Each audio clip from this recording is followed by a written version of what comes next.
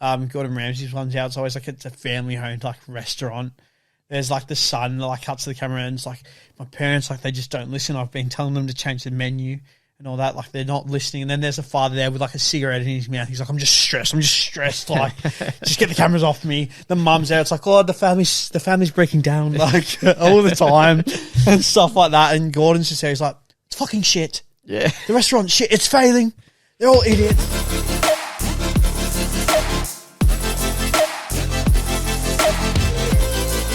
Ladies and gentlemen, it is Morokaii 2 Hours. We're back on every single Monday, Tuesday, Wednesday, Thursday and Friday, 7 a.m. on Spotify and 4:30 p.m. on YouTube. Mate, what grinds my gears, but also I have a love for it, is food reviews. Yeah.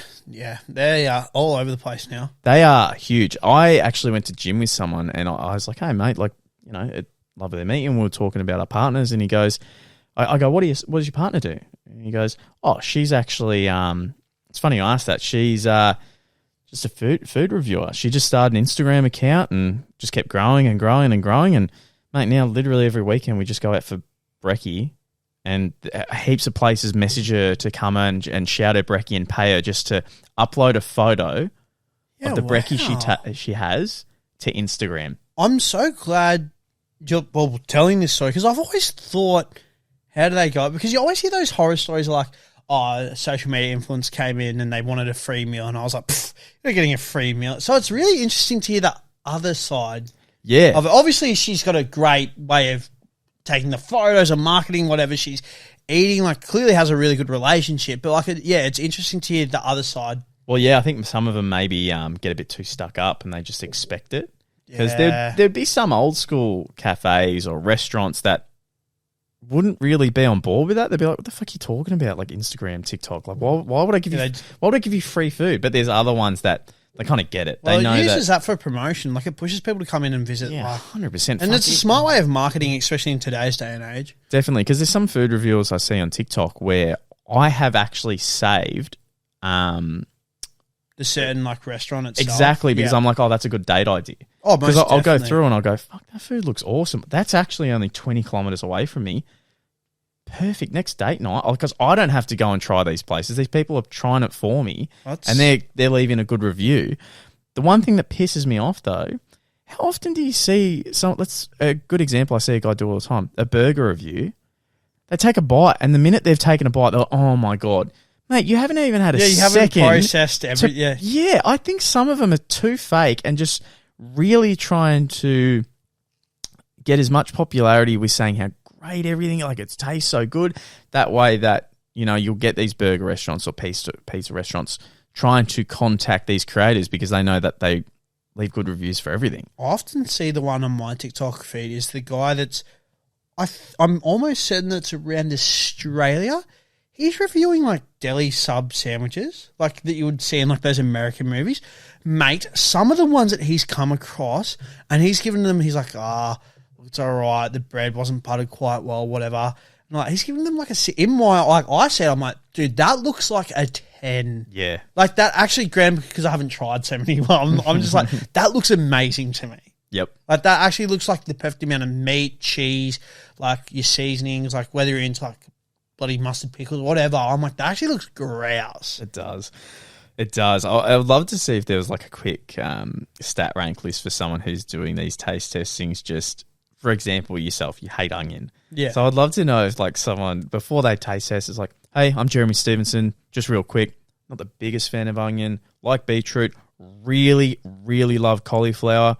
That's my statistics. Now I'm going to do my food reviews. So you'll always know if there's anything with cauliflower in it. You're like, oh, right. If there's anything with onion, he might not like it as much. That's so true, though. I feel like if you... Everyone's taste buds are so different. I'm not a food reviewer by any means, but I feel like if I was to review a thing and like specifically like the burger or sandwich and it had onions in it, I couldn't get it without, because then it's not that like you'd have to push part and just be like, no, look, I know I'm not the biggest onion fan, but the burger was actually pretty good. And I think it could be even better if I removed. I want food reviews where they don't just take a bite, they actually eat the entire thing. Finish the meal, let it process all the taste buds, every single thing that has gone into that meal. How many times, I'll use sweets as a good one for this. like a Lindt chocolate ball, those red Yes. Lindt chocolate Oh, balls. I love- My mum would get them, and obviously in a pack there was maybe like 5 or 6. And if I Bloody got, expensive, by the they way. are very expensive. And if I got one, that was like a massive treat. Like holy shit, oh my god, it was the best tasting ever. As I grew up, and I don't know, I had a couple of nights where me and my mates would hang out and maybe smoke a bit. That would be on my list. I'd be like, I love those as a kid. That is what I'm getting. After 3, I'm like, oh my Why? And I feel like God. they're so disappointing now. Yeah, as well. I'm like, I couldn't have another. And I'm the same with some restaurant food meals where maybe I'll take a bite of my girlfriend's food, love it, think it's the best thing ever, and then maybe she can't finish the whole thing, so I'll start eating the entire thing, and I go, actually, now that I think about it, I'm not the biggest fan, to be honest. Like, there's something about just the first bite that's not filling, that's not weight in your stomach. There is a great feeling about having lighter foods. Like, if I have a really good salad, my body feels good. Yes. Like, I don't feel... If I have a massive pasta, I'll feel just so... I don't Well, know. just say You're heavy. I feel like that's... I'm so glad you're saying this, man. I feel the exact same. There's a place called Yo MG, Yo My Goodness, and all that. It does burgers, shakes, frozen yogurt, wings, mac and cheese bites. I'm always like so keen to go there for my meal, but mate, I always leave feeling like so full and just like ugh Same. and stuff like that, to the point where it's like, in the moment I really enjoyed that, but post I'm like, yeah, no, now I just feel really average and like. I don't think there's any meal. Don't get me wrong, I absolutely love going out to grab food and dinner. Oh, now I think about maybe one there where you wouldn't have felt better if you just cooked at home. Like if you cooked that food at home, it would have felt better and your body would feel better. Yeah, Guarantee it. you're spot on. Yeah. The only one I think that I couldn't do better myself and that I never feel terrible after is Hunky Dory's salt and pepper calamari, Greek salad and chips.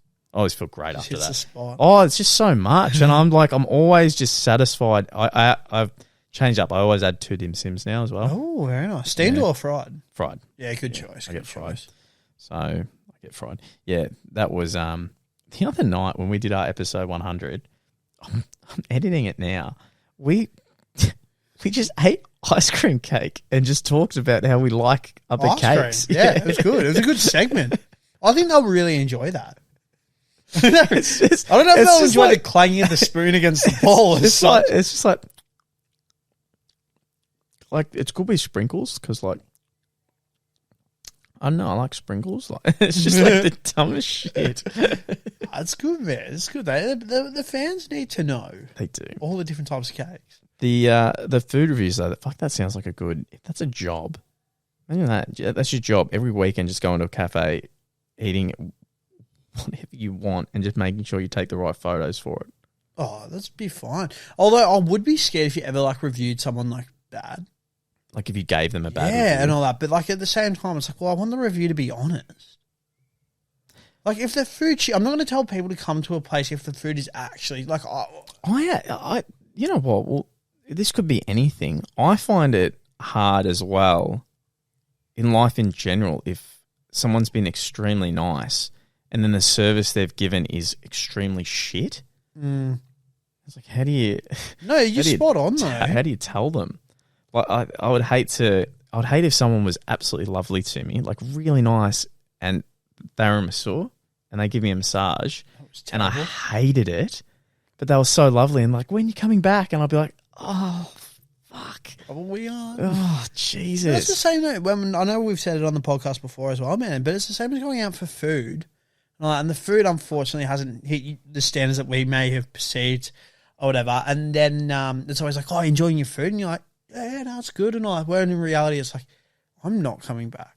Yeah. Like, this is shit. But, like, I don't have the heart to say that. Yeah, in my head, I'm also going, I'm like, well, what will this accomplish if I tell you I don't like it? Yeah. We're at a pub. I don't think the chef's going to come back and be like, nah, tomorrow we're coming up with a new game plan. We're sitting down. Maybe we'll just cut up a little less onion, a bit more chives, a bit more olive. Like, let's figure out what we can do to make this dish a little bit better. No, they're just going to go, oh, fuck that guy. Yeah, you're spot Pompous, on. like, yeah. You're so spot on. How often do you reckon people I know it happened a lot in the old days. Do you reckon people still like play around with your food as much? Hard to say. I feel like the classic like spitting in someone's food. Oh, you'd like to think that's been abolished, but at the same time, I don't know, because I feel if you're going to be a smart ass, whether it's to a front of house staff member, like I feel like it could still happen, but I would think not as much. But I don't know. It's a good question. Yeah, there's that's a scary thought in and of itself, though, as well. Yeah, do you remember I saw a documentary once where, and this is ridiculous, and I know it's disgusting, but like I remember seeing it, and if it happened today, oh my god, it'd be fucking insane. Where a teacher actually masturbated and came into frosting and brought all his students biscuits with like frosting on them. That's fucked. Gave them to all the kids. That's fucked. How fucked is that? That's fucking vile. And I was thinking like, okay, I can't remember the exact details, but he got caught. Yep. Right? He got caught for doing that. How many people have done that and not got caught?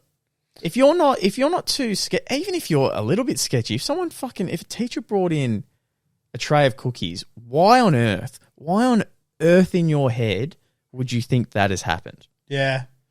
Yeah. They would have to give off seriously bad vibes for anyone to be like, I'm not fucking touching that. And they wouldn't be a teacher if they gave off that bad vibes. Yeah, no, you're spot on. So it always makes me think about all these people that haven't been caught for crimes or just weird stuff they've done. There might be someone at Domino's who loves putting his fingernails in the pizza. Yeah. It's weird. Don't know why, but they love doing it. Mm.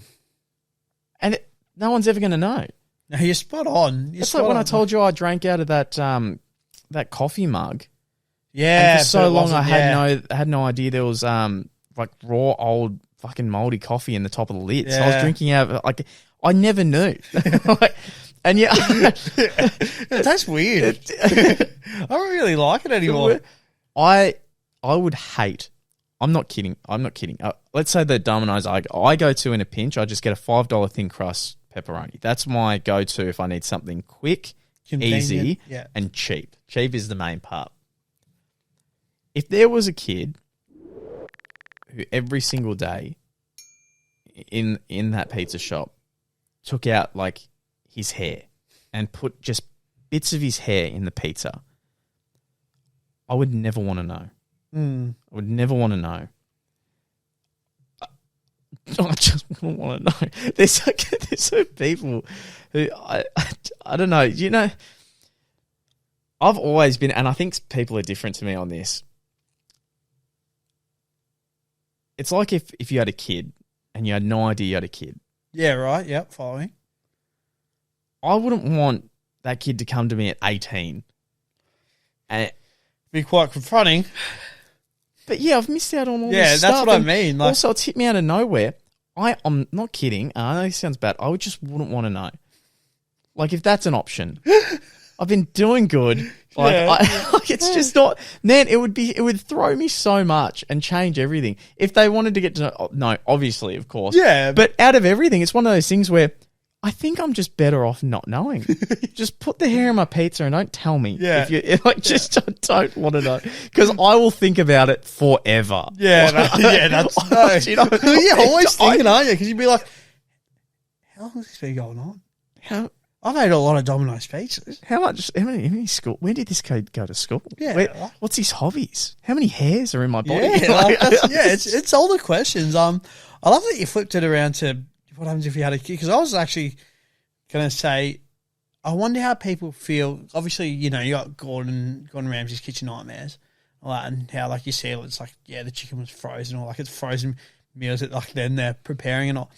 How would you feel if you've actually, say, like, eaten at one of those restaurants that have featured on the show, and then you're seeing that for the first time? I would be like, what in the fuck? Like, I cannot believe. Granted, those restaurants usually look pretty shit anyways, but on that odd chance, it's like, oh my god, I ate there last week. Like, how funny it would be if you're in the shot, like you're in there, like, oh, that's pretty cool. Like, Gordon Ramsay, look at this. And then next week you see, There is actual mold. What's going on? Chicken was raw. Salmonella. It's raw. Man, those photo as well. those shows. I've always been interested about the Kitchen Nightmare shows because part of me is just a bit confused because let's say he didn't come in. Let's say he came in and just critiqued your restaurant and gave you tips. That's one thing. Maybe you didn't take them on board, and that's your own fault. I swear part of the show is they give you a full makeover.